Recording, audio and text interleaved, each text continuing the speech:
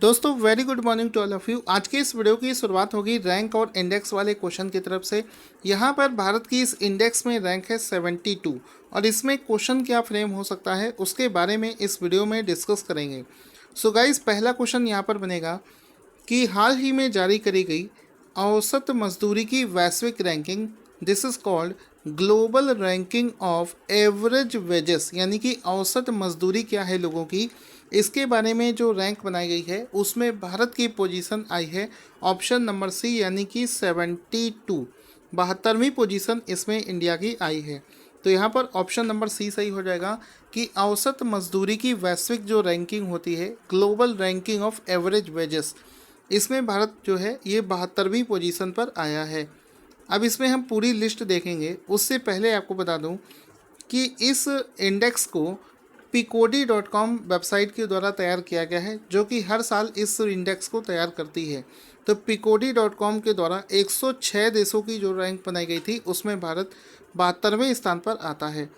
अब इस लिस्ट में पहले स्थान पर कौन से देश हैं वो भी देख लेते हैं। इस लिस्ट में सबसे नंबर 1 पर है स्विट्ज़रलैंड। तो ऑप्शन नंबर इसमें पहले स्थान पर है स्विट्ज़रलैंड, दूसरे पर है लग्जमबर्ग, तीसरे पर आता है यूनाइटेड स्टेट्स और भारत इसमें 72 पोजीशन पर आता है। इस लिस्ट में अगर आप देखेंगे एवरेज वेजेस के बारे में, तो भारत की जो एवरेज वेजेस है, मंथली आमदनी जो है, ये औसत आमदनी है 32,800 रुपये। वहीं स्विट्ज़रलैंड की जो मंथली एवरेज वेजेस है वो है 4,49,000 रुपये। साथ ही साथ में चूँकि इसको picodi.com के द्वारा लॉन्च किया गया है, ये जो पिकोडी नाम से ऑर्गेनाइजेशन है इसका हेडक्वार्टर पोलैंड देश में स्थित है। दोस्तों, चूँकि इस पहले क्वेश्चन में रैंक और इंडेक्स की बात हुई है, इस वजह से हम लोग जुलाई महीने के जितने भी रैंक और इंडेक्स वाले क्वेश्चन हैं उसको देख लेते हैं, रिवाइज कर लेते हैं। जैसे कि पहला क्वेश्चन है कि ग्लोबल एजुकेशन मॉनिटरिंग रिपोर्ट किसके द्वारा जारी करी गई है। तो जुलाई में ये जो रिपोर्ट है इसको यूनेस्को के द्वारा बनाया गया है। इसके बाद में global e waste monitoring report 2020 किसके द्वारा जारी की गई है। तो इसको यूनाइटेड नेशंस यूनिवर्सिटी के द्वारा जारी किया गया है। साथ ही साथ में इसी लिस्ट में यानी कि global e waste monitor report 2020 के अनुसार ई वेस्ट के मामले में भारत कौन से स्थान पर आता है। तो ई वेस्ट के मामले में भारत पूरी दुनिया में तीसरे स्थान पर आता है। इसके अलावा एक क्वेश्चन बनता है कि state of the world population 2020 report, वैश्विक आबादी की स्थिति 2020 रिपोर्ट को किसके द्वारा जारी किया गया है। तो आंसर हो जाएगा यूनाइटेड नेशंस पॉपुलेशन फंड के द्वारा इसको जारी किया गया है। फिर एक प्रश्न बनेगा कि इसी लिस्ट में यानी कि state of world population 2020 report के अनुसार पूरे विश्व में लापता होने वाली महिलाओं की संख्या के मामले में भारत कौन से स्थान पर है। तो महिलाओं की लापता होने की संख्या के मामले में भारत पूरी दुनिया में दूसरे स्थान पर आता है। इसके बाद में एक प्रश्न बनेगा कि इंफॉर्मेशन रिस्क इंडेक्स 2020 में भारत कौन से स्थान पर है। तो इसमें भारत 31st पोजीशन पर आता है। साथ ही साथ में अगला प्रश्न बन सकता है कि CMFRI की 2019 की रिपोर्ट के अनुसार मात्रा के आधार पर मछली उत्पादन में कौन सा राज्य पहले स्थान पर है। तो तमिलनाडु इसमें पहले स्थान पर आता है मछली उत्पादन के मामले में। इसके बाद में एक रियल एस्टेट को लेकर इंडेक्स बनाया गया था, आपको याद होगा। Global real estate transparency index में भारत कौन से स्थान पर आता है। तो भारत इसमें 34वें स्थान पर आता है। Cancer preparedness in Asia Pacific report के अनुसार किसके द्वारा ये रिपोर्ट जारी की गई है। तो इकोनॉमिक इंटेलिजेंस यूनिट EIU के द्वारा इस रिपोर्ट को बनाया गया है। इसी इंडेक्स में यानी कि cancer preparedness in Asia Pacific report में भारत कौन से स्थान पर आता है। तो इसमें भारत 8वें स्थान पर आता है। इसके बाद में कुछ और इंडेक्स देख लेते हैं। इसको मैं आपको टेलीग्राम पर शेयर भी कर दूंगा, आप लोग इसको डाउनलोड कर लेना। Global burden of disease study नामक रिपोर्ट किसके द्वारा प्रकाशित करी गई है। तो द लेसेंट के द्वारा global burden of disease study नाम से रिपोर्ट को जारी किया गया है। इसके अलावा कुछ और इंडेक्स देख लेते हैं, जैसे कि ये रहा ग्लोबल रिस्क राइट्स इंडेक्स 2020 में किसके द्वारा जारी किया गया है? तो ये ITUC के द्वारा जारी किया गया है। इसके अलावा वर्ष 2019 में संपूर्ण बिक्री के मामले में वैश्विक स्तर पर डायरेक्ट सेलिंग इंडस्ट्री की रैंक क्या है? तो इसकी रैंक है 15। अगला क्वेश्चन दोस्तों क्या बनेगा कि हाल ही में स्टार्टअप्स को बढ़ावा देने के लिए एक नया स्टार्टअप चैलेंज जिसका नाम है चुनौती को किसने लॉन्च किया है, जिसको इंग्लिश में बोलेंगे चुनौती स्टार्टअप चैलेंज। तो स्टार्टअप को इनकरेज करने के लिए ये जो कंपटीशन है चुनौती नाम से, इसको हाल ही में रविशंकर प्रसाद जी के द्वारा लॉन्च किया गया है। तो ऑप्शन नंबर ए इसका राइट आंसर हो जाएगा कि हाल ही में रविशंकर प्रसाद ने स्टार्टअप चैलेंज लॉन्च किया है जिसका नाम है चुनौती। तो ऑप्शन नंबर ए इसका राइट आंसर हो जाएगा। इसमें आप देख सकते हैं ये रविशंकर प्रसाद जी का फोटो यहाँ पर आपको दिख रहा है और ये लिखा है चुनौती। ये एक तरीके से जितने भी स्टार्टअप्स हैं उनको इनकरेज करने के लिए इस प्रोग्राम को लॉन्च किया गया है।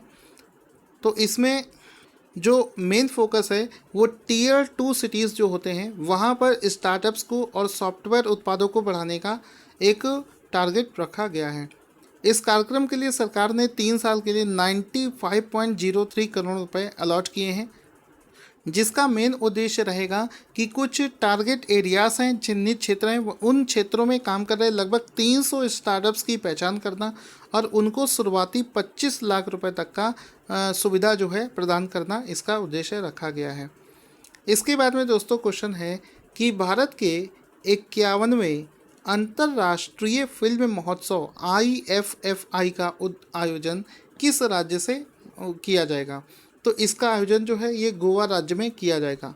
जो 51वां 51st IFFI जो अंतर्राष्ट्रीय फिल्म महोत्सव है, इंटरनेशनल फिल्म फेस्टिवल है, इसको गोवा राज्य में आयोजित किया जाएगा। ऑप्शन नंबर 20 का राइट आंसर हो जाएगा। इस फोटो को देख सकते हैं, इसमें देखो लिखा है IFFI 2020 जो कि इस बार का 51वां संस्करण है, international film festival of India, इसको गोवा में आयोजित किया जा रहा है। ये जो इवेंट है, ये जो 51वां अंतर्राष्ट्रीय फिल्म महोत्सव है, इसको 20 तारीख से 28 नवंबर के बीच में आयोजित किया जाएगा। चूँकि इसमें बात गोवा की हुई है तो गोवा के जो CM है वो हैं प्रमोद सावंत। लोकसभा सीट है 2, राज्यसभा सीट है 1 और गोवा के नेशनल पार्क कौन कौन से हैं? भगवान महावीर नेशनल पार्क, ये गोवा में ही स्थित है। दोस्तों इस फोटो में आपको एक बोट दिख रही होगी, ये एक्चुअल में क्या है? ये एक एम्बुलेंस है। कभी भी समुद्री एरियाज़ में अगर कोई मछुआरा डूब जाता है या कोई नाव पलट जाती है तो उस केस में समुद्री बोट जो कि एम्बुलेंस के फॉर्म में काम करती है उसकी ज़रूरत होती है। तो इसको लेकर क्वेश्चन क्या बन सकता है वो देखते हैं। क्वेश्चन बनेगा कि हाल ही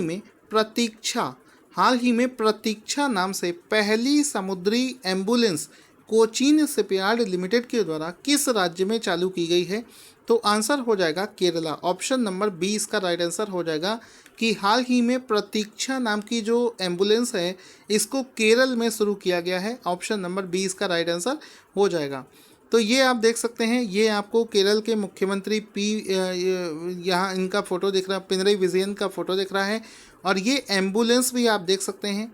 इसमें लिखा है कि केरला CM पिनरई विजयन इन्होंने इनॉग्रेट्स किया है राज्य की पहली मैरीन एम्बुलेंस जिसका नाम है प्रतीक्षा।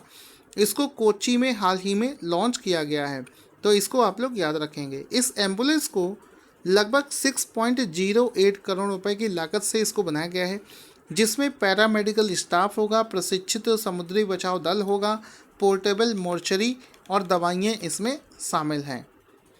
अगर आपसे पूछा जाए कि इस शिप को डिज़ाइन किसने किया है तो इसको central institute of fisheries technology के द्वारा इसको डिज़ाइन किया गया है। आगे चलते हैं। हाल ही में ब्रिटेन सरकार ने ब्रिटेन देश के blue plaque BLUEPLAQU blue plaque award से सम्मानित होने वाली पहली भारतीय मूल की महिला कौन बनी है? तो आंसर हो जाएगा नूर इनायत खान। हाल ही में एक ये पहली इंडियन ओरिजिन विमेन है, भारत में पैदा हुई थी और ब्रिटेन सरकार के लिए उन्होंने काम किया था। तो ब्रिटेन सरकार के द्वारा दिया जाने वाला बहुत ही फेमस एक अवार्ड है जिसका नाम है ब्लू प्लेग अवार्ड से सम्मानित होने वाली पहली भारतीय मूल की मुस्लिम महिला का नाम है नूर इनायत खान। तो ऑप्शन नंबर ए इसका राइट आंसर हो जाएगा, नूर इनायत खान। इसमें आप देख सकते हो नूर इनायत खान 1914 से 1944। एक्चुअल में ये नूर इनायत खान का फ़ोटो देख सकते हैं। एक्चुअल में ये क्या थी, नूर इनायत खान ब्रिटेन की तरफ से वर्ल्ड वार 2 में इन्होंने एक जासूस यानी कि स्पाई का काम किया था। जिस समय वर्ल्ड वार 2 चल रहा था उस समय इन्होंने स्पाई यानी कि जासूस का काम किया था और ब्रिटेन सरकार के लिए उन्होंने काम किया था, जिस वजह से ब्रिटेन सरकार ने इनको इस ब्लू प्लेग अवार्ड से सम्मानित किया है। ये ब्रिटेन सरकार की पहली ऐसी मुस्लिम सैनिक थी, वॉरियर थी, जो कि साथ ही साथ में ये पहली वायरलेस ऑपरेटर भी थी जिसको यूके से नाजी द्वारा कब्जाए गए जो फ्रांस का एरिया था वहाँ पर इनको जासूसी करने के लिए भेजा गया था और सक्सेसफुली इन्होंने अपने सारे प्रोग्राम्स को कंडक्ट किया था। तो यहाँ पर नूर इनायत खान का फ़ोटो भी देख सकते हैं, पुराना फ़ोटो ये यहाँ पर आप देख रहे हैं, जिनको इस ब्लू प्लेग अवार्ड से सम्मानित किया गया है। इसके बाद में क्वेश्चन है कि हाल ही में किस बैंक को human capital management excellence award 2020 प्रदान किया जाएगा। तो ये जो बैंक है उसका नाम है state bank of India, SBI। हाल ही में SBI बैंक को, स्टेट बैंक ऑफ इंडिया को, उनके जो ह्यूमन रिसोर्स इनिशिएटिव है, HR इनिशिएटिव है, उसके चलते इसको वैसे तो 3 अवार्ड से सम्मानित किया गया है, लेकिन उनमें से सबसे ज़्यादा इम्पॉर्टेंट है human capital management excellence award 2020। इससे SBI को हाल ही में सम्मानित किया गया है। इसमें आप देख सकते हैं HCM एक्सीलेंस अवार्ड 2020, जिसमें कि ह्यूमन रिसोर्स के क्षेत्र में SBI को अवार्ड दिया गया है। कौन सा? ह्यूमन कैपिटल मैनेजमेंट, जिसको HCM के नाम से भी जानते हैं। Human capital management excellence award 2020 से SBI को सम्मानित किया गया है। साथ ही साथ में आपको बता दूं, ये जो पुरस्कार है इसको academy awards of learning and development के नाम से भी जाना जाता है। ये अवार्ड SBI को क्यों दिया गया है? उनकी ह्यूमन रिसोर्स पहल जिसका नाम है नई दिशा नाम से, जो इनका मानव संसाधन के क्षेत्र में जो इन्होंने काम किया है, जिसके चलते इनको इस अवार्ड से सम्मानित किया गया है। साथ ही साथ में आपसे घुमा फिरा कर ये भी अगर कोई पूछे कि बताओ नई दिशा नाम से खेल रिसोर्स प्रोग्राम किस बैंक ने चलाया है, तो SBI इसका राइट आंसर हो जाएगा। इसके अलावा दोस्तों, जो हाल ही में राष्ट्रीय खेलों के जो अवार्ड अनाउंस किए गए थे, उनकी धनराशि को भी बढ़ा दिया गया है। जैसे कि राजीव गांधी खेल रत्न पुरस्कार की पुरस्कार राशि को 7.5 लाख रुपए से बढ़ाकर कितने लाख रुपए कर दिया गया है? तो आंसर हो जाएगा, इस राशि को बढ़ाकर हाल ही में 25 लाख रुपए कर दिया गया है। तो ऑप्शन नंबर डी इसका राइट आंसर हो जाएगा कि हाल ही में राजीव गांधी खेल रत्न पुरस्कार की जो पुरस्कार राशि है, इसको 7.5 लाख रुपए से बढ़ाकर 25 लाख रुपए तक कर दिया गया है। तो ऑप्शन नंबर डी इसका राइट आंसर हो जाएगा। इसके बाद में प्रश्न बनेगा कि अर्जुन पुरस्कार को 5 लाख रुपए से बढ़ाकर कितने लाख रुपए तक कर दिया गया है? तो ये जो अर्जुन पुरस्कार है, इसको 5 लाख रुपए से बढ़ाकर 15 लाख कर दिया गया है। तो ऑप्शन नंबर डी इसका राइट आंसर हो जाएगा कि अर्जुन पुरस्कार में पहले 5 लाख दिए जाते थे, अब 15 लाख दिए जाएंगे। इसमें आप लोग सिर्फ बढ़ा हुआ अमाउंट ना याद रखें, इसको भी आप याद रखें, एग्ज़ाम में पूछा जा सकता है। इसके बाद में द्रोणाचार्य अवार्ड है। द्रोणाचार्य में जो लाइफ टाइम कैटेगरी का पुरस्कार है, उसकी धनराशि को भी 5 लाख रुपए से बढ़ाकर 15 लाख कर दिया गया है। तो ऑप्शन नंबर डी इसमें राइट आंसर हो जाएगा। इसी प्रकार से द्रोणाचार्य में जो रेगुलर कैटेगरी है, दोनों में कन्फ्यूज़न मत रखना। पहले हमने पढ़ा द्रोणाचार्य में जो लाइफ टाइम कैटेगरी है उसमें 10 लाख कर दिया गया था। अब ये जो द्रोणाचार्य का जो रेगुलर कैटेगरी है, इस पुरस्कार की जो राशि है, पहले वाले में 15 लाख किया गया था, और ये जो रेगुलर वाला है इसका पुरस्कार राशि 5 लाख रुपए से बढ़ाकर 10 लाख रुपए कर दिया गया है। तो ऑप्शन नंबर ए इसका राइट आंसर हो जाएगा। तो एक चीज़ याद रखना, द्रोणाचार्य अवार्ड में रेगुलर कैटेगरीज को 10 लाख रुपए किया गया है, और द्रोणाचार्य में ही लाइफ टाइम पुरस्कार जो है इसकी राशि को बढ़ाकर 15 लाख किया गया है। इसके बाद में ध्यानचंद पुरस्कार के विजेताओं को 5 लाख रुपए के बजाय कितने लाख रुपए दिए जाएंगे? तो आंसर हो जाएगा कि ये जो ध्यानचंद पुरस्कार है इससे सम्मानित होने वाले व्यक्तियों को अब 5 लाख रुपए के बजाय 10 लाख रुपए दिए जाएंगे। तो ऑप्शन नंबर ए इसका राइट आंसर हो जाएगा। अब आपको यहाँ पर देखें तो एक प्रश्न ये भी पूछा जा सकता है कि इस बार कितने पुरस्कारों की धनराशि को चेंज किया गया है। तो देखो, एक तो ये हो गया, एक हो गया, इसके बाद में द्रोणाचार्य ये दूसरा हो गया, ठीक है। इसके बाद में चूंकि ये भी द्रोणाचार्य है लेकिन कैटेगरी अलग है, इसको काउंट नहीं करेंगे, द्रोणाचार्य में ही काउंट हो गया, 2 हो गए थे। तीसरा अर्जुन अवार्ड हो गया और चौथा हो गया राजीव गांधी खेल रत्न पुरस्कार। तो कुल मिलाकर आप बता सकते हैं कि 4 ऐसे अवार्ड हैं जिसमें मिलने वाली धनराशि को चेंज कर दिया गया है। आई होप आपको वीडियो बहुत पसंद आया होगा। दोस्तों, आज का जो क्वेश्चन है जिसका आंसर आपको देना है, नेशनल स्पोर्ट्स डे किस दिन मनाया जाता है? आंसर कमेंट बॉक्स में लिखना ना भूलें। साथ ही साथ में टेलीग्राम चैनल जिसका नाम है टारगेट स्टडी IQ, उसको ज्वाइन करें। वहाँ पर आपको बहुत सारे PDF नोट्स फ्री में दिए जाते हैं।